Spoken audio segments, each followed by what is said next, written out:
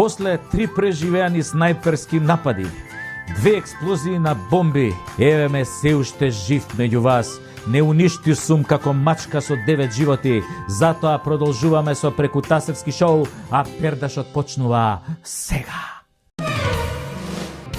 Грција реагира зашто на нашите дресови пишувало ФФМ, Фудбалска федерација на Македонија. Требало според нив да пишува нешто друго. Кога ќе им го дадеш газот, тогаш секогаш сакаат да ти го бапнат уште еднаш. Прво правило. Ама времињата се сменети, бројот на патриоти расте, и расте и бројот на позитивни настани. Еве пласирањето на македонската фудбалска репрезентација придонесе максимално да се користи кодот МКД, името Македонија, и јасно да се стави до знаење дека тоа што не е финансирано од Северна нема обврска никаква кон Преспанскиот договор. Иако јас сметам дека никој од нас нема обврска кон Преспанскиот договор, донесен по пат на силеđиство, корупција и купување пратеници на чело со онаа корумпирана несреќа Крсто, поради кои 30 луѓе лежат во затвор како терористи. Во оваа напатена држава има малку мажи и бизнисмени, а жени има уште помалку. Сите ги напуниле гаќите од императорот Зоќе и неговиот хибриден режим. Бизнисмените, иако немаат обврска, испоизменија имиња на фирми и производи само да му угодат на црпнатиот од Господ. Тие со завршени коледжи, со милиони инвестиции, а тој со својата визија на пеколот. Ама мора да се дудла таму каде што нормалните секаде во светот покажуваат став, затоа што капиталот е закон, не политиката. Разговарав и јас со неколку бизнисмени за спонзорирање на шоуто Прекутасевски, кое со само 3 емисии и клиповите од нив има преку 200.000 прегледи на YouTube за само 3 недели, и овие бизнисмениве викаат нема пари, се плашале. А ја онака зачудено ги прашувам, од што се плашите бе? Од ковид, од мечка, од војна, или па се плашите од жените дома? Кажете од што се плашите? Не бе, вика, знаеш, човек, може овој премиеров да не стави на пик ако ти дадеме за реклама, ако помогнеме. Аха, викам, се плашите во 21. век да дадете реклама во земја кандидат за ЕУ и членка на НАТО. Ало бе, амбасадори, ова ли е таа демократија кога бизнисмените се плашат да се рекламираат во успешно шоу? Ова ли е тој живот, слободен пазар, споредба на квалитет како во ЕУ? Ова е тоа? Кога бизнисмени кои вложиле милиони долари се плашат и полнат гаќи, прво од Груја и Мијалков, а сега од овие браќава на власт. Кога некој се плаши, тоа се вика диктатура, режим, апартхејд, нацизам, фашизам. Или така треба можеби да изгледа сега животот во Македонија, не знам, кажете вие. Се што е критички настроена мисла со аргументи да умре, да затре, да се осиромаши, да нема за храна, да е прогонувано, а другото сето е демократија според вас, така? Па, драги амбасадори, да си знаете што поддржувате. Поддржувате страв. Страв кај бизнисот, страв кај инвеститорите и корупција поддржувате. И пропаст во ликот на делото на тој што го создадовте, а кога ќе има промени, ќе ви јавам. Ама не се надевам искрено дека ќе има промени, затоа што ако вие им ги видевте лицата на бизнисмените со кои што зборував, и вие ќе се уплашевте, право да ви кажам. Сте го читале, кажете ми, Франкенштейн од Мери Шели? Кога ќе создадеш страшило, тоа секогаш на крајот доаѓа по тебе. Јас ќе се одржам, вака или онака. Јас сум во романот од тие селјаците со вилите. Прочитајте си ја уште еднаш книгата, а вие храбрите патриотите наскоро ќе добиете можност и да му помогнете на ова шоу да опстане во оваа мала бара на крокодили. Само следете ја секоја наредна епизода и секој клип и се ќе биде супер. Апасиев, младо момче, младо професорче, дали си на Зоќе Заев тројанско конче? Само прашувам. Ке речат, Сашо, какаш? Шо си се фатил сега за Апасиев, па и он како тебе удира по Заев? Мајката. Ајде поред, или ако сакате да почнеме од позади. Апасиев беше во шарена револуција позната како платена револуција, која нели боеше, уриваше и палеше за да Зоќе Заев дојде на власт, за да ја смени името и да ни ги направи сите овие несреќи, и тие не се бореа за да падне Никола Груевски. Јас еве да кажеме се борев за тоа. А Апасиев се бореше заедно со сите тие левичари и платеници за да дојде СДС на власт. Затоа сега неговите компањони никаде ги нема. Затоа сега него гушкаат ГТЦ, не дигаат глас кога Шилего Финој Српче и секоја пола град, не гушкаат паркчиња веќе. Јас скромно се борев Груевски и Мијалков да паднат и нивниот режим. И ја не се борев како некој професор за да дојде тамо некој друг хибриден режим и не бев шарен. не сум бил на ниеден митинг, не сум фрлил ниту едно балонче со боја, нели, по државните институции. Само додуше се појавив на еден митинг за хонорарците, кај што храбро извикав: "Царот е гол!" И денес велам дека царот е уште гол. Соголен, лежи на балдахини некаде во некој хотел во Будимпешта, а везирот му е у притвор без кауција. За жал, царот отиде, но сега имаме император, како оној од Војна над звездите, Зоќе Олмајти. Истиот тој Зоќе му кажа во една прилика на Апасиев и неговите левичари дека биле договорени и дека му давал средства на Апасиев за да се бори и одзема гласови на ВМРО ДПМНЕ. И дека тоа било договорено, му го пресна тоа на Апасиев на една седница во парламентот. И тоа во еден момент, така како овој не очекуваше, можеби, нели, да добие таков директ. Мислеше дека Господ го фатил за брада, нели, со неговите досегашни хонорари што ги добил и од СЈ и пратенички плати и све. Ама Зоќе не носи брада, само на очари носи, за да може поубаво да види кај ќе ти го начука, кој ќе дојде најприкладниот момент за тоа. И така Апасиев тогаш остана без даден одговор, нели, на јавноста. Дали ова што го тврди Зоќе, императорот Олмајти, е вистина? Ама изгледа Зоќе се што кажал досега, се ни се остварило. Мислиш овака тропа глупости, ама се што ќе каже, тоа ќе се случи, се е вистина. И не е далеку денот кога опозицијата ќе победи на локалните и парламентарните избори. И на тие избори Апасиев и Левица сигурно ќе се избилдаа до 10%. Може ќе земат 5-6 пратеника. И со среќа нека име. Барем така велат од неколку релевантни амбасади. А кога на народот му велиш дека ќе му го вратиш името, ќе му ја укинеш двојазичноста, ќе го уапсиш и не дај Боже ќе го обесиш на плоштад премиерот, народот за тоа ти верува. И народот ќе се држи до тие ветувања што си му ги дал. Така Апасиев ќе си ги дигне сумите на пари од државата, ќе си направи пресудни пратеници и советници за мнозинството во општините и ќе и го збрца на опозицијата. Еве, уште од сега покажува рогови. Вашиот сладок Апасиев ќе го остави Заев на власт. Слушајте што ви вели Сашо. И тогаш ќе рече нормално, па ние сме левици, идеолошки сме секогаш поблиски, нели, до левите партии како што се СДСМ. Па и името не можеме баш да го вратиме. Па ние во левица имаме и албанци, како сега двојазичноста да ја вратиме? И ќе се прават, јас мислам така, малце неутрални, малце наудрени, но ќе го поддржуваат горе-доле Зоран Заев. Тоа е, може би, долгорочен план. Зајко убаво си го смислил. Кој не се продава за малку пари, се купува за многу пари. А гладните левичари, колевичари, фолиранти, кој ќе видат пара, ќе далдисаат како тинејџер на порна актерка. Некои му веруваат на Апасиев исто како на Заев што му веруваат. Иначе немам ништо лично против професорот. Ама некако изгледа анализава е против него и мора да се расвити со Зајко. Затоа мора да се расвити. Нели овој рече дека му чувал разговори од средбите, кој знае што си ветувале еден на друг. Лево, сврти лево, сега пак лево, па лево, па другото лево. А тоа е можеби снимено и квалитетно.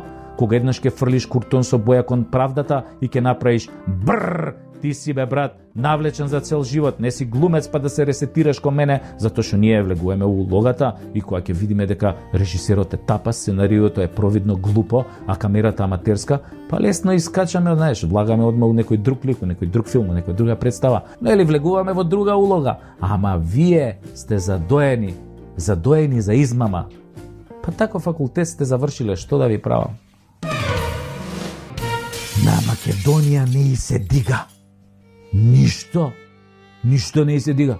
Ни моралот, ни знамето, ни гордоста, ни наталитетот, ни стандардот, ни платите, ни здравствената заштита. Ништо не и се дига на Македонија. Затоа што во Македонија расте осмиот патник, оној опасен, нели, монструм од филмот Alien, кој кога тогаш како во филмот ќе излезе од градите македонски и ќе се стори чудовиште кој ќе не изеде и изеде сите. Односно, тие што нема да ги изеде, ќе ги изебе за да излезат нови чудовишта кои ќе не јадат сите преостанати, нели, додека не снема. Барем тоа бил планот, така сум слушнал. Не помага ни тоа што побарувачката за Виагра, Динамико, Ревагра, Афричка слива, турски маджун, Максимед е 10-кратно зголемена и понекогаш не можеш да најдеш ништо во аптеките за дигање на македонесот. А ти се плачеш, што би рекол колегата Јовица Михайловски. Ама ова не е црква па да се помолиш да однесеш зејтинче од 100 денари, да запалиш кандилце и он да се дигне. Не бе, брат. И он тебе не теба 2%. Мек е како душа. Како и да не е мек, бе? Година и пол затворени како кучиња седиме дома со непроверени вести. 6000 луѓе умре, од кои десетина што се на некој начин поврзани со тебе и ти трагично ја преживуваш секоја нивна смрт под стреси. Без парица, кредити, камати, лихвари, без работица, хаос и се подмачкано со лажен пиар на владата. Волку помош, толку помош. Читам вчера ги објавиле фирмите кои не ја поминале мартовската плата, а од нив добиле помош. Ало бе, кого ебете у здрав мозок? Пошто сте ги туриле цифрите за помош. Пола од фирмите добиле од 120 до 230 евра. Замисли ги објавиле во јавност дека им дале помош 120 евра. А во истиот момент има 10 тендери кои ги кријат за возила, за мебел, за морски плодови со милиони евра народни пари. И после како бе да ти се дигне, кога само гзот ти е на цена и во промет? Да не објавуваат и сексаат и кога ништо нема да ни дадат. Си трошат народни пари и се свиркаат. Кафанджиите не работеле 21 ден и први ним им дале пари. Има сектори што не работат година и пол, ги утепавте од лажење, скршен денар не видоа. Ама со кафенджиите е најлесен подкупот и со невладините. Таму вие истурајте. Тие ќе одработат сега таман за локални и пак ќе ги преебете ВМРО за 2-3 советника. Па толку нели треба за подкуп? Малку да го смениш резултатот, нели колку што треба, како што беше и на минативе избори. И 2 од карти, од овие зелениве, од овие шумкариве. Пардон, бе, од овие што некогаш беа дуи, а сега се зелени. И ете ти пак 4 години успеси на градоначалниците, како што се ова мовчето и таблата за шах во Битола, сијалиците од 1200 евра на Марин во аеродром, а можете и едно моторче да земете од кај кумот, ко Стефан од Карпош и да му го поклоните на кумашинот, мислам. Викаа дека новиот СДСМ исто така не им се дигал во последно време, ако имале пари, коли, швалери, станови и сите погодности. И им носеле од грчката и бугарската Виагра, таа била нели оригинал, овдека по аптекиве била таа малце сомнителен квалитет и производ. И сите се чудат зошто не им се дига. Се јави пред некој ден Иван Исцелител и им објасни што работава. Имено, овиот СДСМ во задниве 4 години многу викале: абе, ме боли К за Македонија, ме боли К за народ, ме боли К за јазикот, ме боли К за името, ме боли К за економијата. Тогаш според Иван Исцелител се јавувал, вика, плацебо ефект. Стварно, кога мислиш дека те боли К, и тогаш почнува слабо да ти се дига. Ако ги имаш сите погодности. И кога ќе ти текне дека и Рашко викаше, Дудушан викаше ме боли Стојко, и Дон Мијалков исто викаше дека го боли, и тогаш некако слабо ти се дига. А кога ќе ти текне дека и Миле ми текна се на К ставаше, ама него он го изеде и без Виагра, мислам психата него губи и сега не му се дига и на него. Па другари од власта, не ебеме ние, ама нема да ебете и вие, бидејќи сите сме сјебани од вас во мозокот. А кај што работи мозок, таму Виагра не помага. За мозок има едни други апчиња, ама и тие не помагаат секогаш и кај секому. Дефинитивно, градоначалниците од власта ме фасцинираат со своите капитални проекти. Еве да кажеме, Петре Велики Скопски ме фасцинира со едно големо ништо. Нели, ако се иземе капиталниот проект на автобуската станица под ГТС и она ливадана на плоштад за 500.000 евра. А овој па градоначалникот, нели, на аеродром Маринчо ме фасцинира со набавките за Гинис. Па оној Боро Малборов вработен као градоначалник, а приватно шверцер на цигари, и тој многу ме фасцинира. Па оној градоначалникот на Ѓорче, нели, ме фасцинира што не искача од кафана. Па оној од Кисела вода што не искача од кладилница. Па оној од Охрид што од веби па не смее да излезе надвор. Па она од Арачинова што годишно собира 0 денари за данок. Тука меѓу најмаестралните градоначалници кои што најмногу ме фасцинира е всушност градоначалничката Наташка од Битола, која беше позната по тоа дека веднаш си го вработи својот брат како наставник, нели, да има лепче детето, а сега е мега популарна по овие социјални мрежи на Балканот по грандиозниот проект Шаховска дрвена клупа во паркот.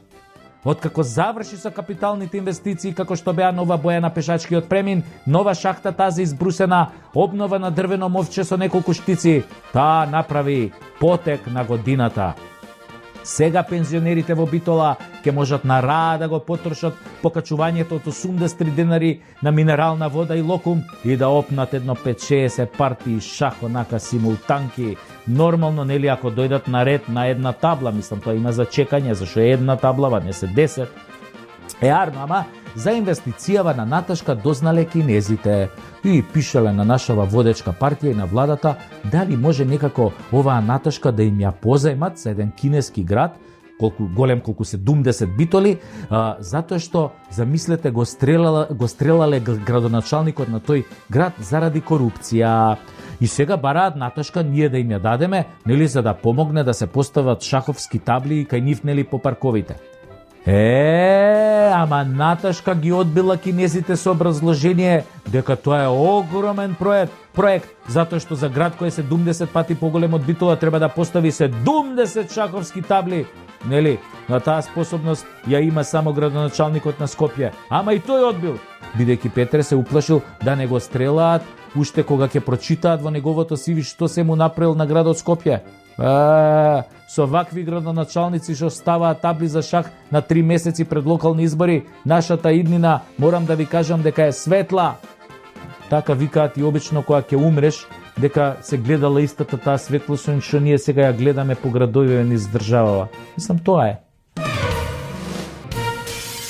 Дедо ми имаше обичај да раскажува за Втората светска војна. А некако најдрага и најпоучна приказна која ја раскажуваше по 100 пати му беше онаа за забарот Сретко.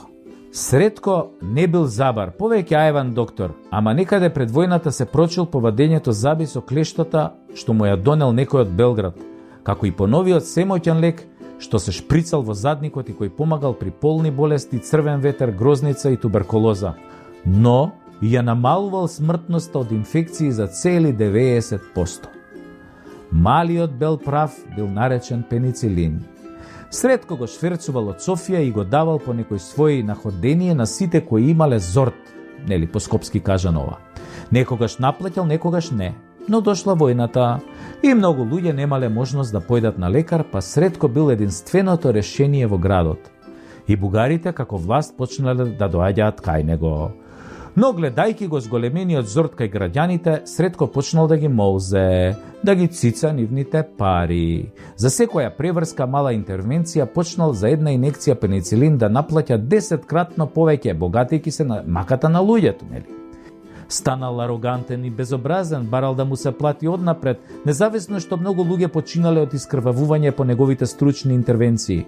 Бугарите за ова му гледале низ прсти, затоа што нив нели ги лечел бесплатно. Дури на еден бујен од Пловдив и пари му дал за да му фати врски кај генералот на армијата кој бил познат по тоа дека земал по 1 лев на секој лев поминат низ раце на македонските трговци. 1 лев за него, 1 за генералот. Ова нешто ви звучи нели и познато од нашата денешнина. Но да се вратам на приказната. Сретко аздисал и тоа така трајало до 1943 година кога бугариве попиле кроше од нашиве партизани, но Сретко се снашол и со германците, иако со нив малку потешко му одело, бидејќи кај нив одсекогаш владееле некои нели германски правила. Ама завршила војната и Сретко бил среќен како воен профитер, многу луѓе отишле јабана, но тој немал никаква одговорност. Па војна е мајката, во нервна состојба секој се снаоѓа како знае и уме. Ама не било баш така. Новата власт, овие партизаниве кои дошле не цицале весла. Откако го заробиле бугарскиот генерал познат по 1 левче за уџепче и го обесиле на првата војнанска цреша, неколку граѓани од Скопје го посочиле Цветко дека во војната се збогатил ко приватна болница сега во 2020 година. Сретко ко Сретко, пробал да ги лечи и партизаните од сифилис, пробал да даде нели половина од се што имал, пробал се и се што, ама ретко кој партизан имал сифилис, а мито не се земало, а за се и се што добил квалификација воен профитер и бил обесен до генералот на црешата со одземање на целиот стекнат имот. Така кажуваше дедо ми. А дедо ми, да ви кажам, беше за верување. Имаше 10 ордени тамо за храброст и народни заслуги. И велеше, онаа власт која ќе овозможи докторите, болниците или тие што се задолжени да помагаат на луѓето во вонерна состојба, војна, поплава, епидемија, да се збогатат на маката на тие луѓе, додека тие луѓе умираат, треба заедно со сите други војни профетери да завршат предстрелачки вод за само еден изгубен живот. Еден живот е важен, велеше дедо ми, само еден, и за него треба да бидат казнети. Приватните болници во оваа наша вокојебина изгледа дека профитирале за време на пандемијата со COVID преку 100 милиони евра.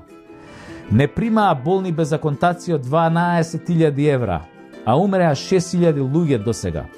Поголем дел од времето беше прогласена вонредна состојба. Излажаа дека ќе отстапат Мала Богородица за лечење на државното здравство, ама ништо од тоа. Со нив профитираа и лабораториите за проверка и тестови на COVID-19, која секаде низ Европа беше бесплатна и се делеше на народот. Државата се ова го овозможи.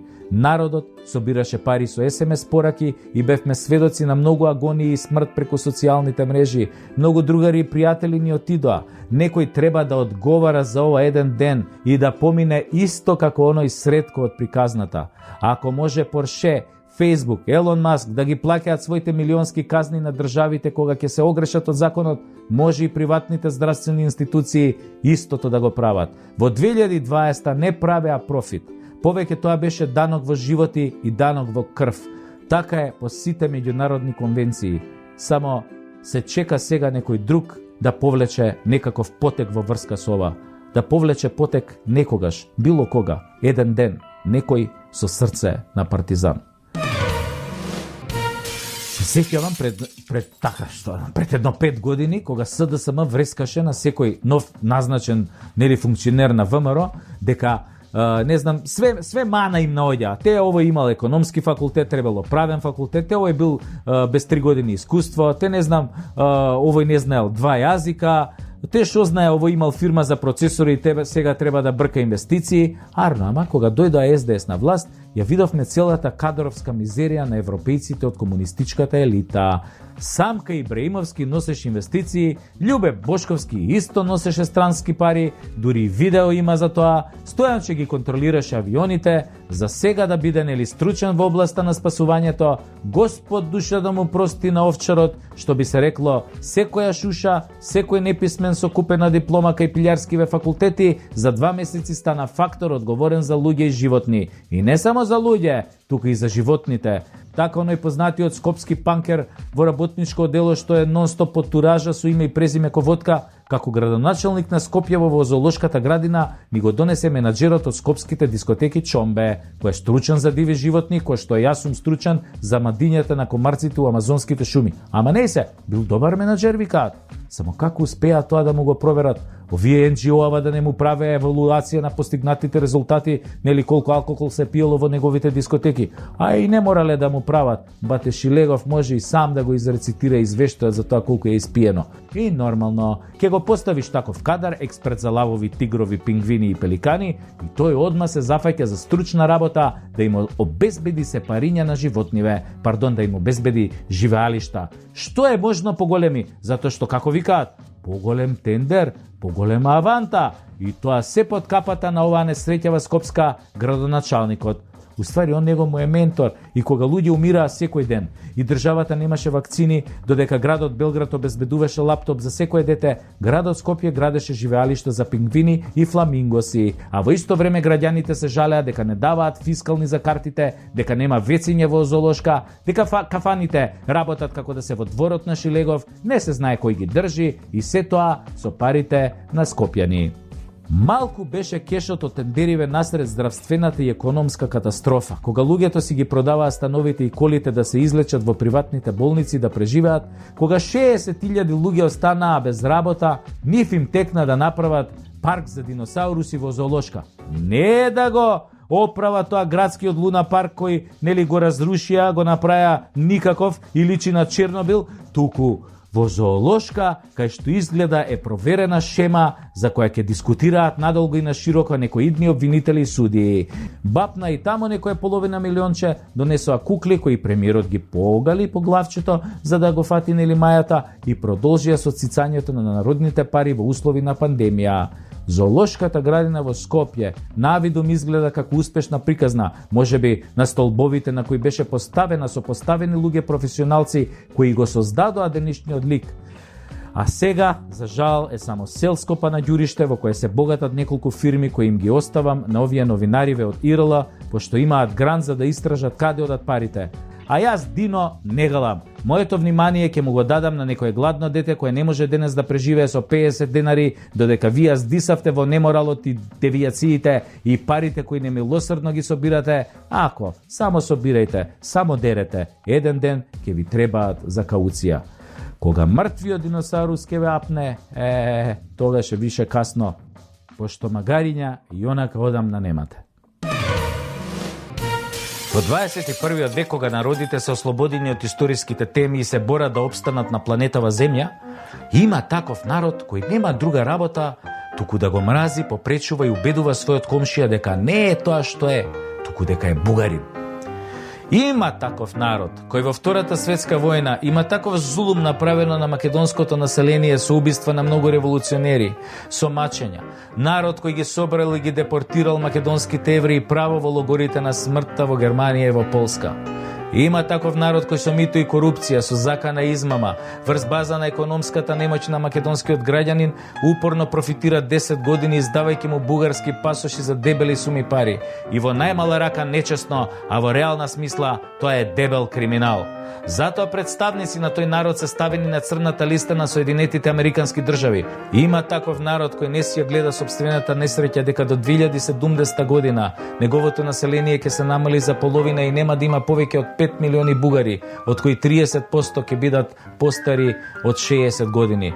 Туку само гледа тој народ како да го натера соседниот народ врз база на нееднакви псевдоевропски критериуми да каже дека е бугарски. Има таков народ кој те гледа во очи и те лаже, ти вели дека ќе ти подари вакцини и дека тоа го прави од добрососедски намери, а од вакцините до ден денес нема ништо. Има таков народ кој сака цела историја да ја присвои себично и лукративно, досега невидено во европски рамки, го оценува својот сосед имајќи цело време во изјавите на своите представници територијални и геноцидни претензии кон туѓа држава. Има таков народ кој 50 години живееше под комунистичка диктатура за да раскажува за соседите кои истите тие 50 години ги живееле во демократска социјалистичка држава со сите подобности, со отворени граници, со пасош признат во целиот свет.